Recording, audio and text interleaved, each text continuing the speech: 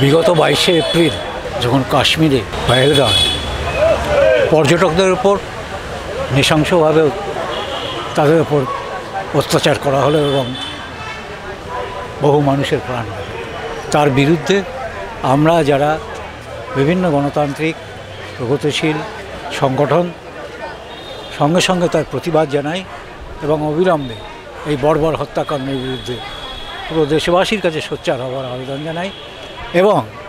কেন্দ্রীয় সরকারের কাছে দাবি করি যে ঘটনার প্রকৃত তদন্ত হোক, অপরাধীদের খুঁজে বের হোক। এরপরে আমরা দেখলাম এই ঘটনাকে সামনে করে কেন্দ্রীয় সরকার একটি এমন প্রকল্প শুরু করলেন যেটা সম্পূর্ণভাবে এদেশের সংখ্যালঘু সম্প্রদায়ের বিরুদ্ধে আগামী দিনে ফয়দা পাওয়ার জন্য তারা ব্যবহার করতে লাগলেন এবং যেভাবে জাত পাত ধর্ম মধ্যে একটা বিদ্বেষ এবং বিভাজন ঘটিয়ে দেওয়ার চেষ্টা করলেন। যুদ্ধের বিরুদ্ধে আমরা সোচ্চার হওয়ার জন্য সমগ্র দেশবাসীর কাছে আহ্বান জানাচ্ছি। গত 12ই মেও আমরা বিভিন্ন ধরনের সংগঠন, তাতে মানবাধিকার সংগঠন আছেন, বিভিন্ন ট্রেড ইউনিয়ন সংগঠন আছেন এবং তাদের ছাত্র যুব এই সংগঠন রয়েছেন, যখন প্রতিবাদ মিছিল বার করেছিলেন তখন কীভাবে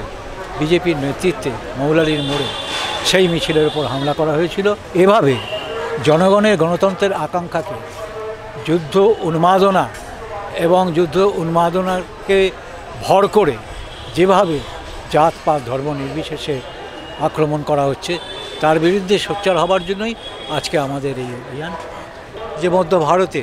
ছত্তিশগড়ে অপারেশন কাগারের নাম করে যেভাবে অগণিত আদিবাসী জনতার উপরে আক্রমণ চালানো হচ্ছে তার বিরুদ্ধেও আমরা এই মিছিলের মাধ্যমে সোচ্চার হতে চাই এবং সমগ্র দেশপ্রেমিক জনগণের কাছে একটাই আওয়াজ তুলতে চাই যে দেশপ্রেম নির্ভর করে তার দেশের রুটি রুজির লড়াইয়ের উপরে। কোনো ধর্মীয় আবেগকে ব্যবহার করে বিভাজনের রাজনীতি আমাদের দেশেরই ক্ষতি করে, এই উদ্দেশ্যেই আমাদের এই